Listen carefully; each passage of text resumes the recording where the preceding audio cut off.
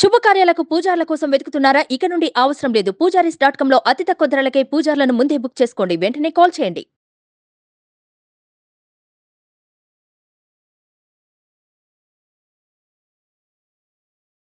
నమస్తే, welcome to Suman TV. నేను మీ యామ్ని. ప్రస్తుతం మనతో ఉన్నారు ప్రముఖ ఆధ్యాత్మికవేత్త, ప్రముఖ జ్యోతిష్య వాస్తు పండితులు మనతో సూర్యనారాయణ శర్మ గారు ఉన్నారు. వారితో మాట్లాడదాం. నమస్కారం గురుగారు. నమస్కారం అమ్మ, శుభం బియాదు. గురుగారు, ఈ 2024 సంవత్సరంలో అసలు కన్యారాశి వారికి అండి ఏ విధంగా ఉంటుంది? 2024 కన్యారాశి. కన్యారాశిలో మనకు కేతు యొక్క ప్రభావం కనిపిస్తానండి. అంటే కేతు ఆ సంవత్సరం అంతా అక్కడ కన్యారాశిలో ఉంటాడు. అలాగే మనకు ఆరంభంలో చూస్తే బుధుడు ప్లస్ శుక్రుడు తృతీయ స్థానంలో కనిపిస్తున్నాడు. చతుర్థంలో మనకు రవి ప్లస్ కుజుడు యొక్క ప్రభావం కనిపిస్తుంది. అలాగే కన్యారాశి 6వ ఇంట్లో శనీశ్వరుడు, సప్తంలో రాహు ఉన్నాడు, అష్టంలో బృహస్పతి కనిపిస్తున్నాడండి. అయితే ఫస్ట్ హాఫ్ అంటే మనం మే 1 వరకు చూసుకుంటే, అంటే బృహస్పతి అంటే గురుడు అనేవాడు మే 1 వరకు మేషంలో ఉంటాడు, తర్వాత వృషభంలోకి వెళ్తాడు. మే 1 వరకు మాత్రం ఈ కన్యారాశి వారికి కొంచెం క్రిటికల్గా కనిపిస్తుంది. ఆ తర్వాత గురుడు ఎప్పుడైతే మేషంలో నుండి వృషభంకి వెళ్తాడో అక్కడ నుండి కన్యారాశిని చూస్తాడు. చూడడం వల్ల అక్కడ నుండి వాళ్ళకి మంచి వేవ్స్ అనేది బాగుండడానికి అవకాశం ఉందన్నమాట. సో ఇక్కడ ఏంటి, లగ్నంలో కేతు. ఈ లగ్నంలో కేతు ఉండడం వల్ల కన్యారాశి వారికి, ఆ రాశి వారికి ఏంటంటే ఈ వేవరింగ్ మైండ్ అనమాట. అప్పుడే కేతు వచ్చాడు, నవంబర్లో వచ్చాడు, డిసెంబర్ అయిపోయింది, ఇప్పుడు అప్పుడే జనవరి మొదలెట్టాడు. ఈ సంవత్సరం అంతా ఉంటాడు, 1.5 year ఉంటాడు మొత్తం. సో ఈ 1.5 year వాడు వేవరింగ్ మైండ్ అనమాట. వేవరింగ్ అంటే చంచల మనస్తత్వం అంటాం మనం. ఉదయం, మధ్యాహ్నం, సాయంకాలం, రాత్రి 4 రకాలుగా ఆలోచిస్తాడు. చేసి ఏం చేయాలో కన్ఫ్యూజన్లో పెట్టుకుంటాడు. అప్పటికప్పుడు ఏం తోస్తే అది చేసేస్తుంటాడు. సో దీనివల్ల ఏంటంటే ఒకసారి మిస్ఫైర్ అవడానికి అవకాశం ఉంటుంది, ఒకసారి ఫైనాన్షియల్లీ ఒక సమస్యలో వచ్చి పడే అవకాశం కూడా ఉందన్నమాట. అంటే నిర్ణయానికి బలం ఉండదు. ఇప్పుడు నిర్ణయం తీసుకున్నాం, కాన్ఫిడెంట్గా నిర్ణయం తీసుకోలేకపోతాడు. సో ఇది చేస్తే మంచిగా చెడ, మంచి అవ్వచ్చేమో, చెడు అవ్వచ్చేమో, 10 రకాలుగా ఆలోచిస్తాడు. చేసి ఫైనల్గా అదేదో ఎత్తి కాలు తీసినట్టు ఎక్కడ వేసినట్టుగా ఏదో రాంగ్ స్టెప్ వేయడానికి అవకాశం ఉంటుందన్నమాట. సో ఈ కన్యారాశి వాడు ఈ లగ్నంలో కేతు అధిష్టానం గణపతి కాబట్టి డెఫినెట్గా గణపతి మంత్రాన్ని చదువుకోవాలన్నమాట. చదువుకున్నప్పుడు ఏంటంటే ఈ వేవరింగ్ మైండ్ అనేది కొంత తగ్గుతుంది. First of all mind establish అవ్వాలి ప్రాపర్గా. మనం ఏం చేయాలనుకుంటున్నాం, మన నిర్ణయం ఏంటి, ఆ కన్ఫ్యూజన్లో ఆ కేతు అలా చేస్తుంటాడు.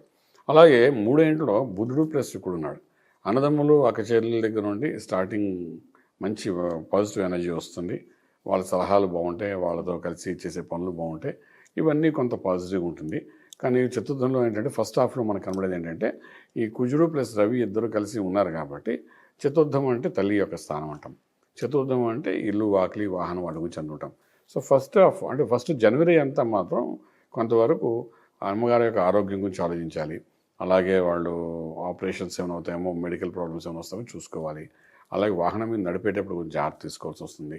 అలాగే మనకు ఇంటి వ్యవహారాలు, మనకు ఏమైనా రిజిస్ట్రేషన్స్ పెట్టుకున్నా, లేదంటే మనకు వంశపారపర్యంగా వస్తున్న ఆస్తిని బైఫ్రికేషన్ చేసుకోవాలన్నా అలాంటి చోట్ల కొంతవరకు మిస్టేక్ అయ్యే అవకాశం ఉంటుందన్నమాట. చాలా జాగ్రత్త పడాలి. ఏదైనా అవుట్ ఆఫ్ కోర్ట్ సెటిల్మెంట్స్ చేసుకోవడం అనేది చాలా మంచిది వీళ్ళకి. ఇక్కడ 4th house అలా ఉండబట్టి కూడా ఇదంతా మనం ఫస్ట్ 2 months గురించి మనం మాట్లాడుకుంటున్నాం అన్నమాట. సో ఇలా ఉంటుండగా మనకి ఏంటవుతుందంటే 6వ ఇంట్లో శనీశ్వరుడు, 7వ ఇంట్లో రాహు ఉన్నాడు. ఈ 6వ ఇంట్లో శని ఏం చేస్తాడంటే హెల్త్ ఇష్యూస్ దగ్గరికి వచ్చినప్పుడు అంటే పాదం పైన, మోకాల కిందన దాని మీద కొంచెం అటాక్ చేయడానికి ప్రయత్నం చేస్తాడు. సో అక్కడ ఏదో న్యూరో ప్రాబ్లం రావడం కానీ, అక్కడ ఏదో బోన్ పెయిన్స్ రావడం కానీ, దీని మూలాన అంటే స్ట్రెస్ ఎక్కువ తీసుకోవడం కానీ ఇవన్నీ జరగడానికి అవకాశం ఎక్కువ ఉంటాయి హెల్త్ పాయింట్ ఆఫ్ వ్యూ ఆలోచిస్తే. అలాగే సప్తంలో రాహు, అష్టంలో గురుడు ఉన్నాడు. అష్టమ గురుడు అన్నవాడు ఏంటంటే ఖచ్చితంగా కొలెస్ట్రాల్, థైరాయిడ్ తీసుకొస్తాడు. అంటే యుక్త వయసు వాళ్ళకి కాదు, పెద్దవాళ్ళకి అయితేను. ఈ గురువు యొక్క అష్టంలో ఉండడం అనేది అక్కడ గురువు అనేది మంచి సీన్ కాదు అక్కడ ఉండడం. సో అక్కడ ఇంకొక 4 months ఉంటాడు వాడు, మే 1 వరకు ఉంటాడు. సో ఈ మే 1 వరకు అష్టంలో గురుడు బాగలేదు, సప్తంలో రాహు బాగలేదు, 6వ ఇంట్లో మనకు శనీశ్వరుడి ప్రభావం కొంచెం తక్కువగా ఉంది. చతుర్థంలో ఉన్న ఈ 2 గ్రహాలు సరిగ్గా పనిచేయవు. సో ఈ కన్యారాశి వాళ్ళకి ఏంటంటే ఒక రకంగా మే 1 వరకు ఏం పని చేయాలన్నా, కొత్త వెంచర్స్ స్టార్ట్ చేయాలన్నా, కొత్త యాక్టివిటీస్ చేయాలన్నా, అగ్రిమెంట్స్ చేసుకోవాలన్నా, కాంట్రాక్ట్స్ పెట్టుకోవాలన్నా, బిజినెస్ పార్ట్నర్షిప్ చేయాలన్నా, ఇలాంటి వాటి అన్నిటికీ ఏంటంటే కొంత రిలాక్సేషన్ ఫస్ట్ హాఫ్లో వదిలేసి సెకండ్ హాఫ్లో తీసుకెళ్తే చాలా బాగుంటుంది. మే 1 నుండి అది మంచి పాజిటివ్గా ఉండడానికి అవకాశం ఉంటుంది. గురుబలం ఉంటుంది కాబట్టి it gives a more energetic మాట అది ఉంటుంది. అలాగే వీళ్ళకి ఏంటంటే ఈ వేవరింగ్ మైండ్ ఉన్న కేతు, సప్తంలో రాహు, ఇవి 2 ఎప్పుడు ఎలా ఉంటాయంటే స్పెషల్ 7th ఆస్పెక్ట్లో దృష్టి పెట్టుకుంటే భార్యాభర్తల మధ్య జరుగుతున్న అన్యోన్యత గురించి చెప్తుందన్నమాట. సో వీళ్ళు ఇంకొకటి ఏంటంటే లగ్న కేతు సప్తమ రాహు ఉన్నప్పుడు అంటే ఒకవేళ చిన్నపిల్లలు ఉన్నారు, వివాహం చేసుకోవాలనుకుంటారు, గాంధర్వ వివాహం ఎవరో ఇష్టపడతారు, ఇలా వాళ్ళందరూ అనుకుని మే 1 తర్వాత దాన్ని సీరియస్గా ప్రయత్నం చేస్తే సక్సెస్ఫుల్ అవుతుంది.